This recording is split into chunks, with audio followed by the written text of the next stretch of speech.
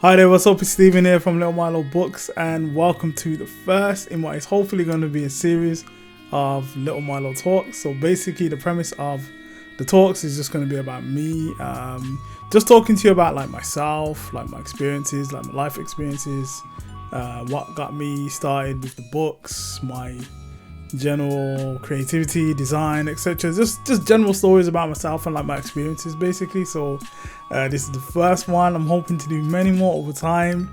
Hope you like them. So pretty much like this one now is just going to be about my beginnings as a creative, I guess. So pretty much how I got started, like how I was as a kid, etc, etc. So yeah, pretty much I think always been like creative, like in design, illustration, animation, etc, etc. I think like pretty much when I was growing up, like going to school and stuff, all I wanted to do was be an animator and like an illustrator. That's all I wanted to do. Like the big dream at the time was to work for Disney. Like that's what I wanted to do, like work for Disney, do animation, cartoons and things like that. And pretty much any of my like my school books back when I used to go to like primary school and that, as soon as I got the fresh book, start drawing on it, and just trying to create characters and worlds and things like that. And yeah, just pretty much like my love of just creativity just came from, you know, just watching cartoons as a kid. And like I think that was pretty much prevalent like early on, because I remember in primary school there was I remember there was a competition. It was about like building and construction and digging. There's some competition to draw some posters for it, and pretty much I was one of the 3 winners that won at the time, and got my picture in back in the day it was called the Evening Mail. It's like a local newspaper. I live in Birmingham, so those that from Birmingham will know about the Evening Mail. At least now the Birmingham Mail, but yeah. So I was in there, I got my picture in there with my poster and stuff. I was like pretty happy about it. And yeah, I just think early on, just growing up, like I was pretty much what they would call in America a straight A student. So like I was generally like top of the class in terms of like spellings, English. Like, and one other thing is that I love to read. Like I always love to read. Like I remember I read like Goosebump stories back in the day. Like I remember coming back home all the time, like, you know, I'd go out, play Kirby's and whatever, and then when I'm back in, when it's time for bed, I got my nightlight on, reading books. Like I'd read all sorts, like obviously there's like King Arthur back in the day, there was like Goosebumps, as I say, Demon Headmaster, all the whatever stories. Like I just always used to read all the time. Like again, as I say, the 2 things that kind of I guess got me to the point where I'm at now in my life is because my love of like animation and reading and like cartoons and creating and design and stuff. So yeah, pretty much from like school days, just that continued that, and obviously did art and stuff. When I got to like secondary school, first things obviously I was gonna do was like art, design, those kind of things, those creative kind of stuff, because that's all I wanted to do. And I remember like this would have been, there's two things that happened like significant in secondary school in regards to like my books and the writing and reading and stuff. So the first one was I was in year 7 and it was a geography lesson, and like the teacher was like, we want you to write a story about, because we was learning about like I think it was the crossing winds, so there's like hot winds and cold winds and stuff like that. So we was learning about those, and then it was like, write a story. It's either write a story about or do something in regards to these things. But I remember I decided to write a story about it. So it was like this big epic like clash between the hot winds and the cold winds, and it was windy and windy, and like these were the winds and it was clashing together and stuff. And anyway, I wrote the story in that now, and like obviously I've handed it over to the teacher. I didn't think anything of it, you know. I was just writing because again, it's something that I love to do. So then when it's maybe a week or so later, and I remember got the geography lesson, come back, and the teacher was like, you know what, Stephen, your story was so great, like that I read it to like it's probably like the year 10s or year 11s or something, like. And obviously at this time I'm in year 7, just young, fresh, like And she said, the story was so good that she mentioned it and brought it up to like the year 11s and stuff. And it's like, well, back now, like back then, I mean, like, I'm a kid, I didn't really think nothing of it. It's like, cool. And like, obviously she brought it up in the class and it's like, well done, Stephen, etc., etc. But like, obviously for her to kind of think that, the writing and the ability and whatever was of a level that would be to like the year 11s, and that was really, obviously it's really good for me.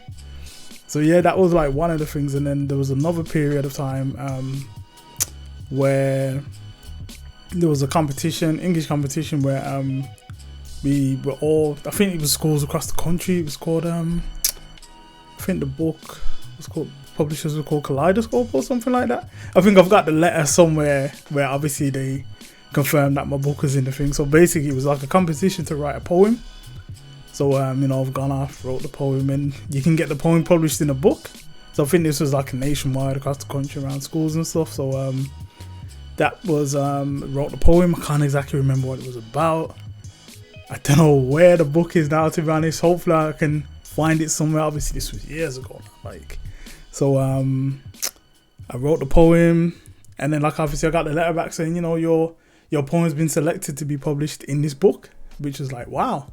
Okay, and as I say, like, I went to Mom's house like probably a few months back recently, and I found the letter, and it was like, oh wow, yeah, I forgot I was published before I was self-published, as it were. So yeah, it was like throughout my life, career, whatever you want to call it, I've always been creative, always been like design. That's kind of like the purpose of who I am, essentially, is just to be creative and do things and stuff. So in secondary school, those are like the two main things. But obviously through secondary school, I was still doing like graphic design, all the rest of it, art and design, because those are my favorite things.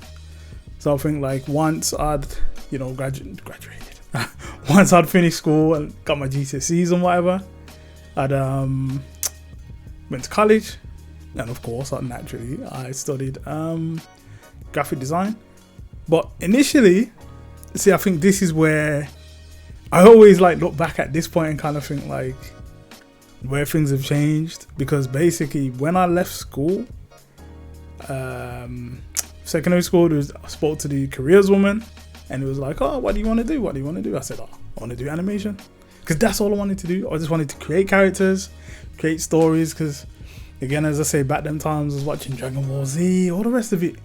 Like, and obviously those kind of stuff are still big influences to me and my style now, but I'm kind of getting away from the point. So the careers woman said to me, if you go to this college, they do animation on the graphic design course. And like back in school, I did graphic design, but it was more kind of like an excuse, because it was another kind of creative kind of like lesson where I didn't have to, sit down and learn. I could be creative. That was the only reason why I picked it, really. And at the time, we were just like drawing CD covers, for example, and I was drawing images, scanning them into the computer and coloring them on Photoshop, like, because it was just creative, and that was the only thing I really did, to be honest. Like, the only reason I picked graphic design at the time. But anyway, as I say, the careers woman said, oh yeah, they do animation on this course, on the graphic design course at this college. So of course, I didn't really want to do graphic design at the time. It was more the animation. So I said, okay, cool. So then obviously I've ended up going to that college, doing the graphic design course where there was no animation.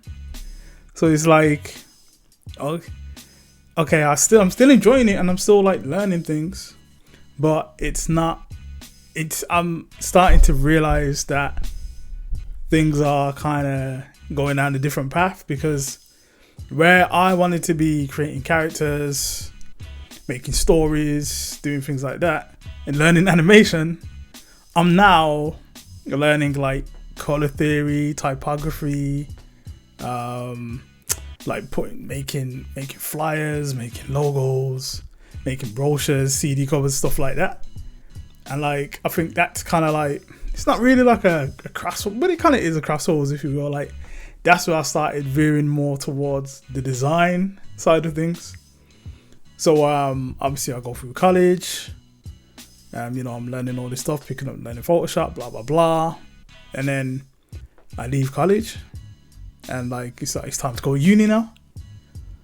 Like, and again, obviously there's courses at universities that do animation, but now in my head, I don't feel that I have enough to do the animation courses. Like, I'm not confident in my skills or abilities now, because I've been doing graphic design for, was it 2 years? I think it's a 2-year course. I can't quite remember. I think it was a 2-year course.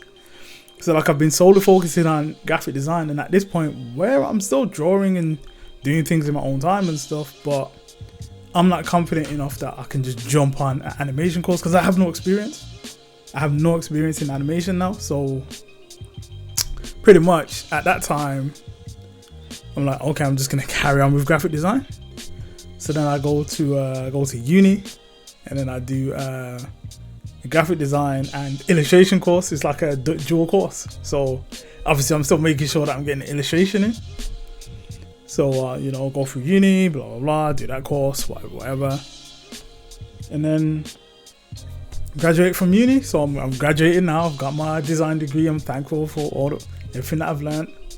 But like, there's still part of me that, and although I've learned so much, and you know, I've ended up doing like video editing, all the rest of it, things like that. I've learned so much in that time, but I still want to do illustration, I still want to do animation, and I still want to create stories and things like that. But now I'm kind of in a space where the majority of my skill set is graphic design. So everything that you can think, you know, logos, flyers, websites, all the rest of it, that's where my skill set lies now, coming out of uni. So I'm at a point where, again, I don't feel like I can just say, oh yeah, because I have no skills, or I have skills, come on. But I mean, in the sense of animation skills, like, and there's no tangible things that I can say, okay, I've worked on this project that does this, there's this 3D animation, blah, blah, blah. So now I'm the graphic design guy now. So then I finish uni, I'm just doing what I'm doing, picking up freelance jobs here and there. And you know, I'm just learning along the way, and then just pretty much, I'm just working like retail. Like, I used to work in August, was there for maybe just under 5 years. Like, I think while I was working, it was like, because again, just I feel like, you know, life and whatever, and just the confidence and stuff. So I didn't feel like I could just jump straight into a design job.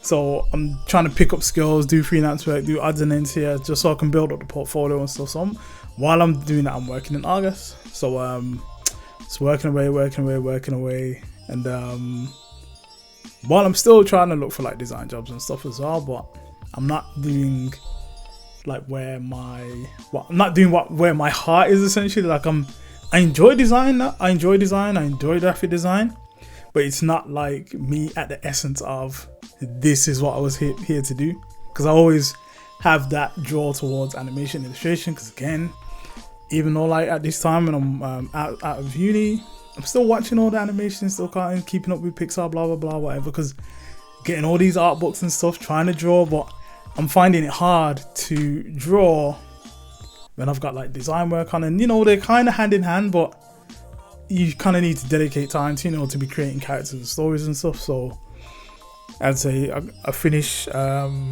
August. Like, I leave because I get to a point where I'm like, okay, I feel like if I don't leave now, I'm never gonna leave, and like, that's not me. Like, me being in August was like a stopgap to get to where I wanted to be. And I found that I was there like every year. I'd be like, oh yeah, you know what, I'm gonna leave now, and then I don't leave.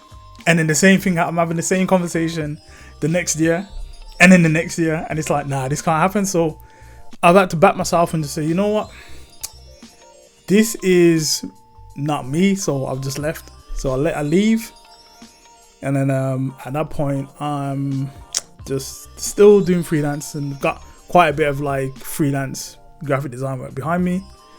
Then I get to a point where I get like my first official design job, and then I get it, and then for whatever reason, 3 months later, I get made redundant. Like, put it this way, it wasn't my fault.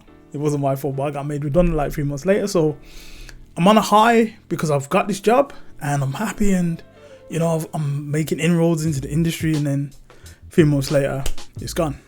So yeah.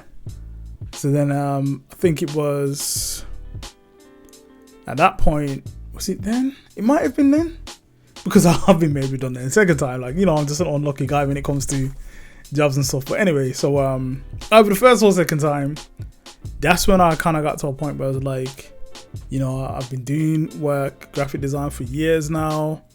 I've been doing work for other people, and like, you know, people know that, like, you know, I've done this poster or I've done this logo or whatever, but when's it going to be time for me to do something for myself that I can say, okay, this is solely me, this isn't for somebody else, this is what I've done for myself, and I've put my name on it.